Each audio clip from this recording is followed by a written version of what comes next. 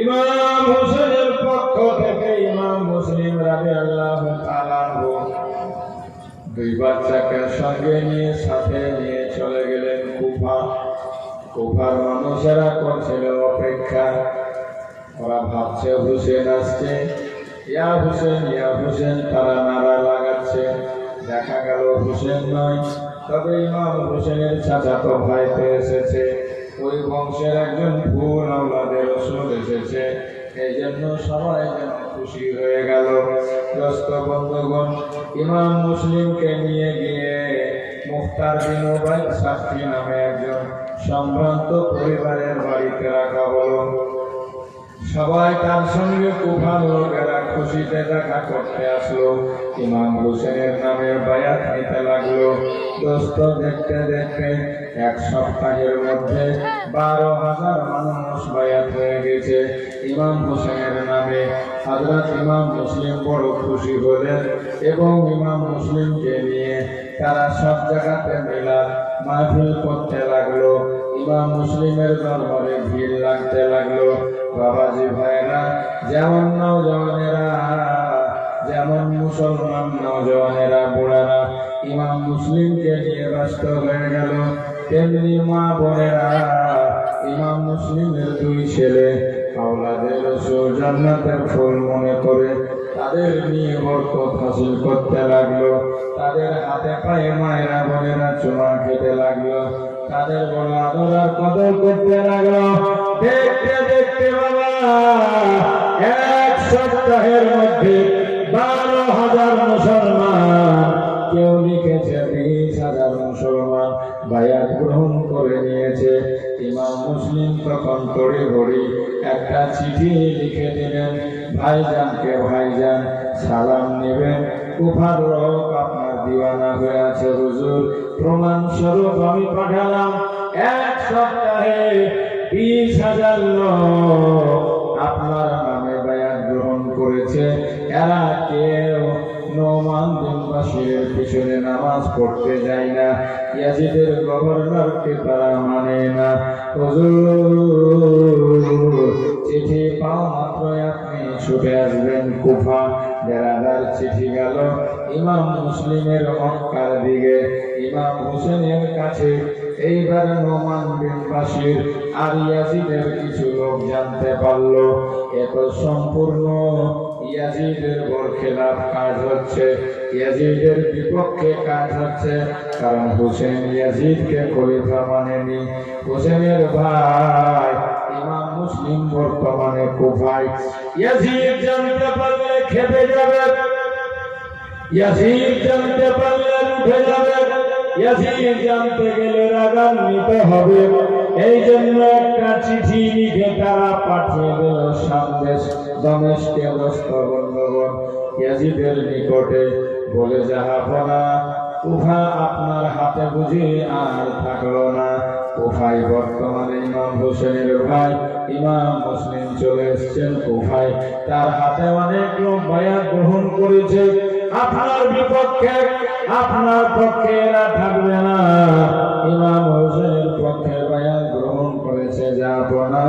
এই জন্য আপনি দেরি না করে বর্তমান যে গভর্নর তাকে চেঞ্জ করে দিয়ে তার জায়গায় অন্য একটা গভর্নরকে পাঠান, যে আপনার কুফাকে সামাল করতে পারবে। ইয়াজিদ তখন মিটিং ডাকলো।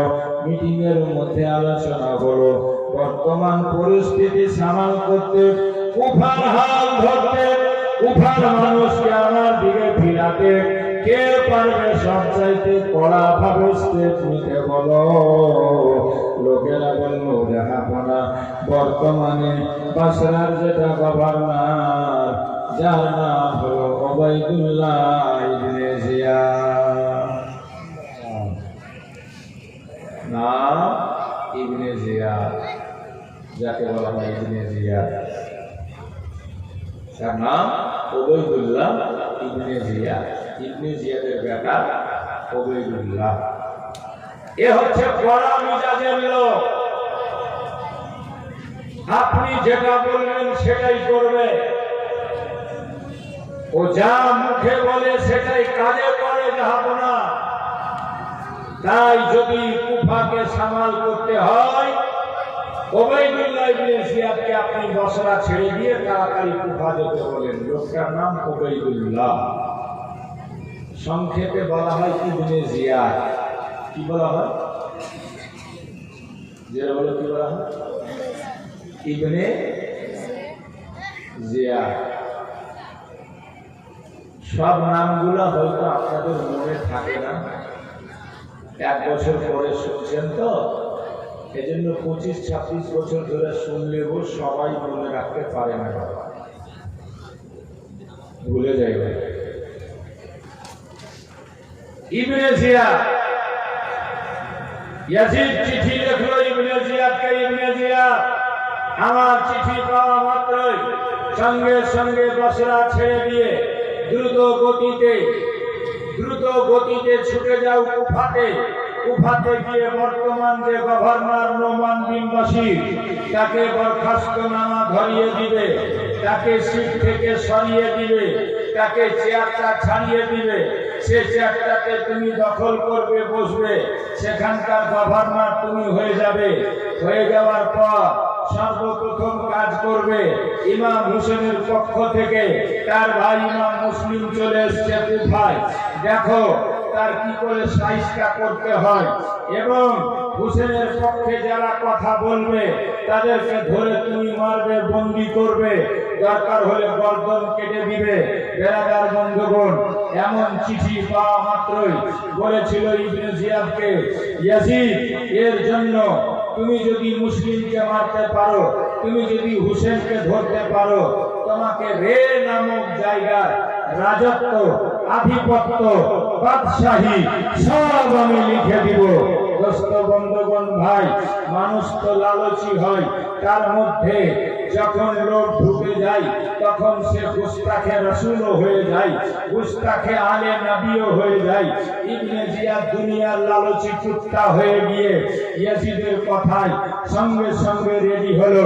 জাহাপনা, আপনি ঘাবড়াবেন না, আপনি চিন্তা করবেন না, কুফার মানুষকে কি করে বসে আনতে হয়, কি করে মুখে আনতে হয়, কি করে হাতের নাগালে আনতে হয়, সে ক্যাপাসিটি আমার কাছে আছে, সে কলা আমার কাছে আছে, সেই চতুরতা আমার কাছে আছে, সেই ক্ষমতা আমার কাছে আছে। আপনি একটুও ভাববেন না। সঙ্গে সঙ্গে বসরা ছাড়লো, ঘোড়া নিল, আর হেজাজি লেবাস পরলো। আরব দেশের মানুষ যেই পোশাক পরে, সেই পোশাক পরে সন্ধ্যার সময় কয়েকজনকে সাথে করে কুফার দিকে সে রওনা হলো। কুফার মানুষ যেন বুঝতে না পারে এটা কে আসছে, কারণ ইমাম মুসলিম তো চিঠি পাঠিয়েছে মক্কায়, তারা ভাববে হয়তো ইমাম হুসেন আসছে। এই কৌশলে আমি তখন চালাকি করে তাদের ভিতরে ঢুকে পড়ব। ইবনে জিয়াদ যাচ্ছে, বেরাদার কুফার মানুষ ইমাম হুসেনের জন্য পাগল হয়েছিল। প্রতিদিন তারা পশ্চিম দিকে তাকায়, প্রত্যেকদিন মক্কা মদিনার দিকে তাকায়। কুফার লোক চিন্তা করে, আহারে, যেই দিন আকা হুসেন আসবে, যেই দিন নওয়াসায়ে রাসূল আসবে, যেই দিন আমার নবীর বাগানের ফুল আসবে, যেই দিন মা ফাতেমার কলজার টুকরা আসবে, আমাদের কুফার জীবন ধন্য হয়ে যাবে, কুফাবাসী বড় খুশি হয়ে যাবে। আমরা হুসেনিয়া হুসেনের নারা লাগাবো, হুসেনকে নিয়ে আমরা মাহফিল করব, হুসেনকে নিয়ে আমরা মিলাদ করব, আওলাদে রাসূলের চরণ পড়বে, বরকতে বরকতময় হয়ে যাবে কুফাবাসীর লোক। কারণ এটা সত্যি কথা, আওলাদে নবী যেখানে কদম রেখেছে সেই জায়গাতে আল্লাহর রহমত।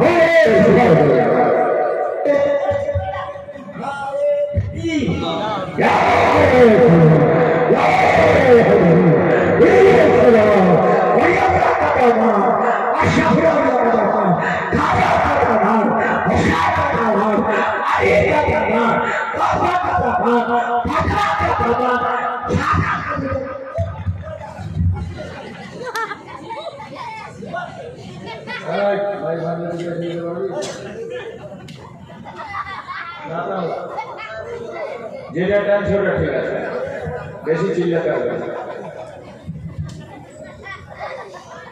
হযরত গরামি আমার নবী পাক সাল্লাল্লাহু আলাইহি সাল্লাম এই কথাটাই বলেছেন, দুনিয়াতে বাকি কাউরির গ্যারান্টি নাই, ভরসা নেই। কিয়ামতে আপনার সাথ দিবে কেউ, কাউরি গ্যারান্টি নাই। তবে নবী বলেছেন কুল্লু সাবাবিন ওয়া নাসাবিন ইয়ানকাতু ইয়াউমাল কিয়ামাহ ইল্লা নাসাবি ওয়া সাবাবি। নবী বলেন কিয়ামতের মাঠে প্রত্যেকের খানদানের সঙ্গে সম্পর্ক বিচ্ছিন্ন হয়ে যাবে, আলাদা হয়ে যাবে, टूट जाएगा, सब खानदान का रिश्ता टूट जाएगा, सिर्फ मेरे खानदान का रिश्ता बाकी रहेगा। এই জন্য নবীর খানদানের সঙ্গে রিশতা করে, জুড়ে ভালোবাসা করে, মহব্বত করে, এটা বেকার হবে না, সবার বেকার হয়ে যেতে পারে। নবীর বংশের, নবীর খানদানের মহব্বত বেকার হবে। বাবাজি ভাই, কুফার মানুষ ছিল অপেক্ষায় ইমাম হুসেনের জায়গায়, ইমাম হুসেনের আগে আগে কুফাতে ইবনে জিয়াদ ঢুকে যায়। আর ইবনে জিয়াদ যখন আসছে সন্ধ্যা মাগরিব আর এশার মাঝামাঝিতে, এই জন্য লোক বুঝতে পারে না যে হুসেন আসছে না অন্য কেউ আসছে। ওরা মতওয়ারা পাগল দিওয়ানা সাদা সিধা লোক, সাদা সিধা দিলের মানুষ नारा लगाচ্ছে हुसैन का दामन नहीं छोड़ेंगे, हुसैन का दामन नहीं छोड़ेंगे, हुसैन जिंदाबाद, हुसैन जिंदाबाद, मरहबा मरहबा कदिम का खैरा मजगामीन या इब्ना রাসূলুল্লাহ বলে তারা নারা লাগাচ্ছে, ওয়েলকাম স্বাগতম জানাচ্ছে, ভাবছে ইমাম হুসেন এসেছে। আর এদিকে ইবনে জিয়াদ কৌশল করে মুখে পর্দা দিয়ে চুপচাপ কথা বলে না, কুফাতে ঢুকছে। তখন ওই লোকটা যার বাড়িতে ইমাম মুসলিম আশ্রয় নিয়েছিলেন, যার বাড়িতে মেহমান হয়ে ইমাম মুসলিম ছিলেন, সেই লোকটার নাম কি বললাম একটু আগে? কি বললাম?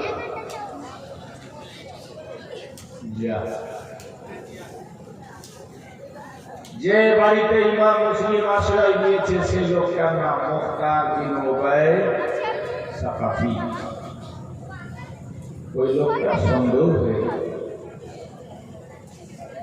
লোকটা বলছে ব্যাপার কি?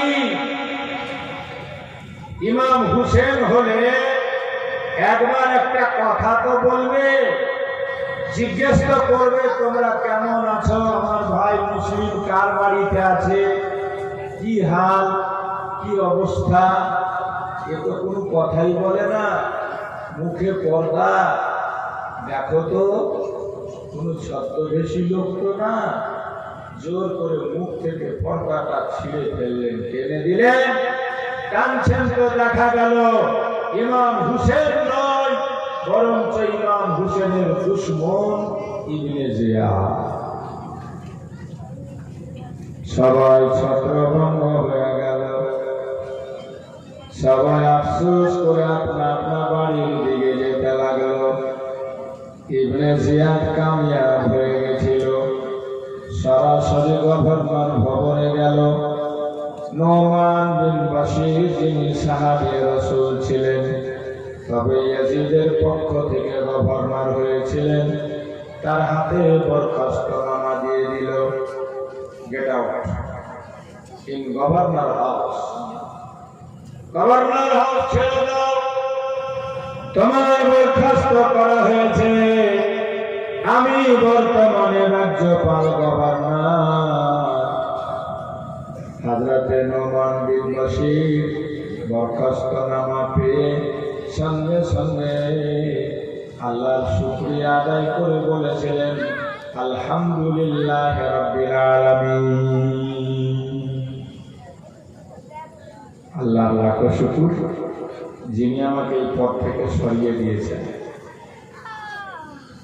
লোকেরা জিজ্ঞেস করেছিল, হুজুর একজন মুখিয়াকে মুখিয়ার পদ থেকে হারিয়ে দিলে দুঃখ পাই, একজন এমপি এমএলএ কে হেরে গেলে দুঃখ পাই, সিট ছাড়তে হলে দুঃখ পাই, চেয়ার ছাড়তে গেলে দুঃখ আপনি একটা রাজ্যের গভর্নর, আপনাকে গভর্নরের পদ থেকে সরিয়ে দেওয়া হলো। আপনি একটু দুঃখ না পেয়ে আল্লাহর শুকরিয়া আদায় করলেন কেন? নোমান বিন বশীর বলেছিলেন, জানো আমি নবীর সাহাবী, আমি গভর্নর পদে থাকাকালীন যদি ইমাম মুসলিমের উপর টর্চার হয়, ইমাম মুসলিম হলো নবীর বাগানের ফুল, নবীর বাগানের ফুল ইমাম হোসেনের চাচাতো ভাই, আমি হলাম সাহাবী, আমি এই পদে থাকাকালীন যদি তার উপরে টর্চার হয়, কেউ যদি তাকে কষ্ট দেয়, তার জন্য আমি ভাই হয়ে যাব। কিয়ামতের মাঠে রাসূলুল্লাহর সামনে মুখ দেখাতে পারতাম না। এই জন্য আমার চাকরি গেছে, আমার আফসোস নেই, আমার পদ গেছে, আমার আফসোস নাই। এই জিম্মাদারি থেকে তো আমি বাড়ির জিম্মা হয়ে গেলাম, আজাদ হয়ে গেলাম। কালকে ইমাম মুসলিমের উপরে কষ্ট হলে তার দায়ী আমি হব না, কারণ আমি এই পথ থেকে সরে গেছি। বেরাদার বন্ধুগণ, ভাই, যারা ইমানদার হয়, যারা তাকওয়া শিয়ার হয়, যারা পরহেজগার হয়, যাদের মধ্যে আল্লাহর ভয় থাকে, তারা চেয়ার ভাবে না, তারা গদি ভাবে না, তারা নাম দেখে না, তারা দেখে কোন কাজে আমার আল্লাহ খুশি, কোন কাজে আমার রাসূল খুশি। আল্লাহ পাক আমাদেরকে সেই দিওয়ানা বানায়। সকলে বলুন আল্লাহুম্মা আমিন। কথা তো বাবা অনেক আছে, আমি কেটে সেটে সংক্ষিপ্ত করে সময় সাপেক্ষে বলছি। ইবনে জিয়াদ এসে গেল কুফায়। ইবনে জিয়াদ আসা মাত্র সকালবেলা জুম্মা মসজিদে গিয়ে এলান করলো, এক কুফার লোকেরা শুনে নাও, আমাকে চিনে নাও, আমি ইবনে জিয়াদ। যারা জানো জানো, না জানো চিনে নাও। আজ থেকে বর্তমান তোমাদের গভর্নর হলাম আমি। এখানে হুকুম চলবে আমার, পাওয়ার চলবে আমার, কথা চলবে আমার। আমার কথার বিরুদ্ধে যারা যাবে, আমি তাদের বাল বাচ্চাকে মেরে বাড়ির সামনে টেনে দিব। এমন একটা কড়া ভাষণ দিতে নেই, গোটা কুফার মানুষ থরথর করে কাঁপতে লাগলো জানের ভয়ে। এ বেরাদার, যারা হুসেনকে বলেছিল जान देंगे मगर आपका दामन नहीं छोड़ेंगे, माल देंगे मगर आपका दामन नहीं छोड़ेंगे, তারা একটা ভাষণে যেন দুরু দুরু কাঁপতে লাগলো, পাল্টে যেতে লাগলো তাদের মনগুলা। চিন্তা করছে এখন কি হয় না হয়, খোদা এ তো চলে এসছে বদমাইশ লোক, আর এ যা বলে তা করে, ছাড়বে না, ধরবে আর মারবে। আগলা এলান কি হয় শুনো। इब्ने जियाद बोलছে, मैंने सुना है इमाम हुसैन का भाई इमाम मुस्लिम अभी कूफे में है। কোথায় আছে, কার বাড়িতে আছে, এটা আমার জানা নাই। তবে শোনো, যদি তোমরা বাঁচতে চাও, কেউ ইমাম মুসলিমকে বাড়িতে আশ্রয় দিবে না। আর আমি যদি তল্লাশি চালিয়ে জানতে পারি, খোঁজ নিয়ে জানতে পারি, যার বাড়িতে ধরতে পারবো, সেই বাড়ির কাউকে জিন্দা রাখবে না, সবাইকে মেরে শেষ করে দেবে। আল্লাহ। এমন আওয়াজ মানুষের কানে পৌঁছাতে নেই, সবাই ভয় করতে লাগলো। এখন কি হয়, বাপরে বাপ, জান বাঁচাও। ইমাম মুসলিমের কাছে যাচ্ছে তো লুকিয়ে লুকিয়ে যাচ্ছে। ইমাম মুসলিম যেখানে ছিলেন সবার জানা হয়ে গেছিল, তাই ওখান থেকে ওনাকে সরিয়ে অন্য এক আশিকের বাড়িতে গোপনে রাখা হলো। সেই লোকটার নাম হচ্ছে হানি বিন উরওয়া। কি নাম বললাম? जान देने वाला, नबी की हाथ से इसको मोहब्बत करने वाला। যারা সত্যিকারী আশিক হয় না, তারা পিছে ঘুরে দেখে না কি হবে। হানি বিন উরওয়া তার বাড়িতে ইমাম মুসলিমকে রেখে লোকেরা গোপনে গিয়ে কোরআন হাদিস ওয়াজ নসিহত মসলা মশাল শুনতে লাগলো। আর সবাইকে বলে দিল কেউ কাউকে বেশি প্রকাশ করবা না, জানতে দিবা না। বর্তমানে ইমাম মুসলিমের দুশমন সেজন্য ইবনে জিয়াদ চলে এসছে কুফাতে। ধরতে পারলে ইমাম মুসলিমের হয়তো জান মেরে দিবে, সাথে সাথে যার বাড়িতে ধরা পড়বে তারও কিছু থাকবে না। এমন একটা এলান হয়ে যেতে নাই বাবা। সবাই গুপসুপ হয়ে গেল, সবাই চুপচাপ হয়ে গেল। এবার ইবনে জিয়াদ চেষ্টা করে দেখছে, আমি যে এলান করলাম এখন পর্যন্ত কেউ আমাকে খবর দিল না মুসলিম কার বাড়িতে আছে। তখন ইবনে জিয়াদ একটা দোস্ত বন্ধুগণ কৌশল করলো, একটা সিআইডি তৈরি করলো। সিআইডি মাকাল নামে একটা লোক ছিল, বাড়ি হচ্ছে সামদেশে। তাকে ডেকে বললো, মাকাল তুমি বড় চালাক, তুমি বড় চতুর, সিআইডির কাজ করে তোমার অভ্যাস, গোপন তথ্য বের করতে পারো তুমি, পারলে তুমি পারবে।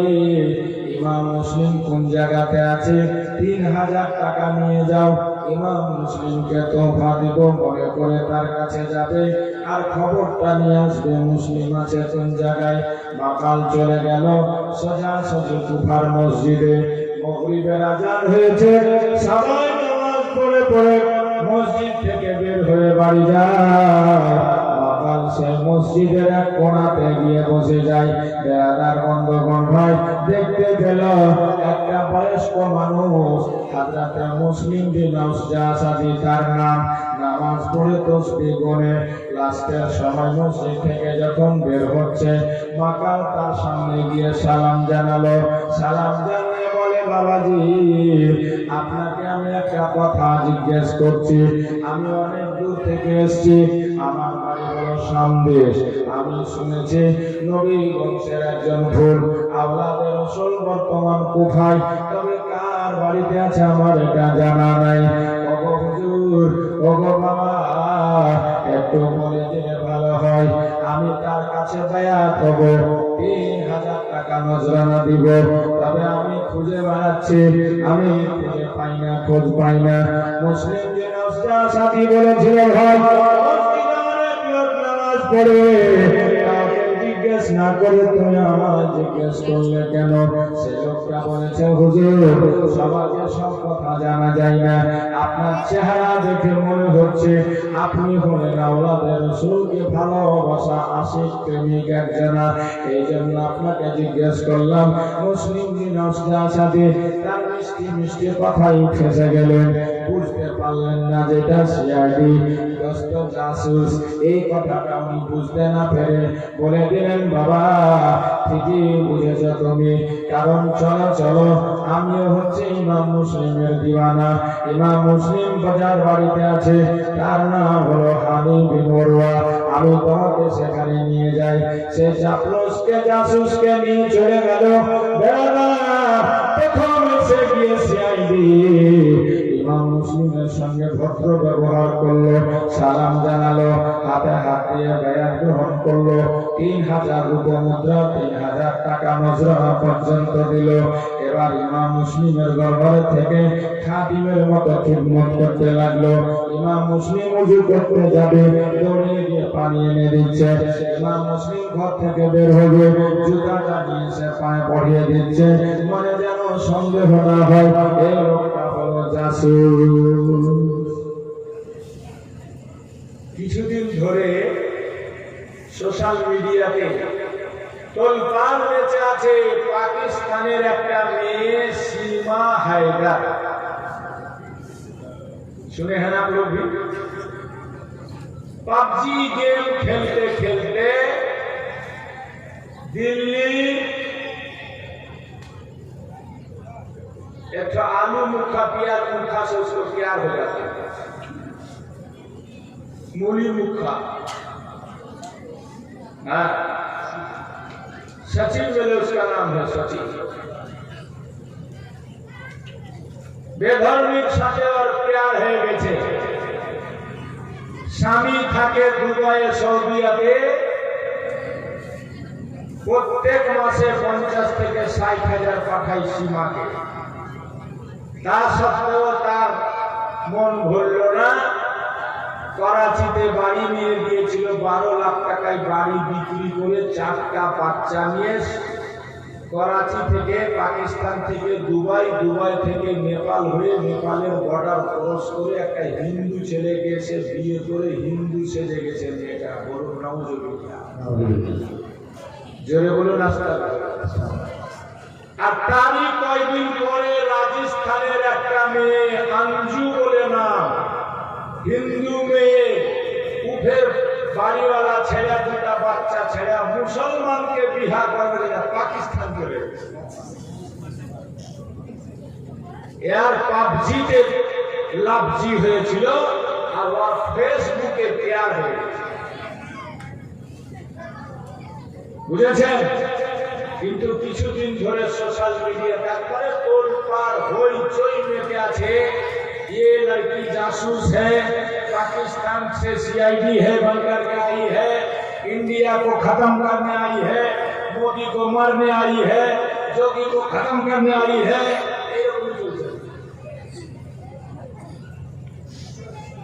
আর যাচাই চলছে, বাছাই চলছে, মাথা থেকে পা পর্যন্ত এক এক করে। এমনকি ওর ব্রেন নার্ভো টেস্ট, যেটাকে বলা হয় নার্ভো টেস্ট, ব্রেনে মেশিন লাগিয়ে পর্যন্ত দেখছে এরা ভয় যে কি আছে না আছে। CID যদি হয় তো হয়তো খতম করে দিতে পারে সবাই। একটা বেটি ছেলে, CID কত খাতারনাক। এই CID এসেছে আর ও খালি গোহার লাগাইছে, দোহাই দিছে, না রে বাবা আমি CID না, আমি এসছি ভালোবাসায়, আমি এসছি ইশকে, আমি এসছি প্রেমে পাগল হয়ে। কিন্তু কেউ বুঝছে না, কেউ বুঝতে চায় না। যে CID হয় তার অনেকগুলা রূপ হয়। আশিক সেজে বম বিস্ফোট করবে সে, এটা মানুষের জানা ছিল। সামদেশে বাড়ি, লোকটার নাম মাতা। ইমাম মুসলিমের দরবারে সকালে আসে আর সবার শেষে এখান থেকে যায় আর গিয়ে এক একটা কথা ইবনে জিয়াদকে সব জানিয়ে যায়। এভাবে ইবনে জিয়াদ জেনে গেল যে হানির বাড়িতে ইমাম মুসলিম। কার বাড়িতে? এজরে কহ, কার বাড়িতে? হানি বিন উরওয়া। কার বাড়িতে? 26 বছর হয়ে গেল, খালি নাম কি মুখস্থ করাতে পারিনি, তার কি? হ্যাঁ,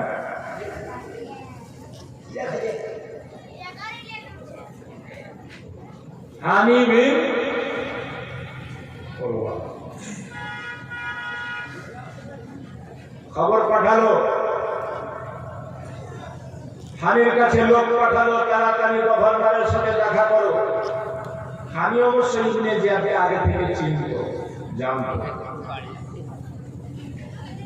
গেল,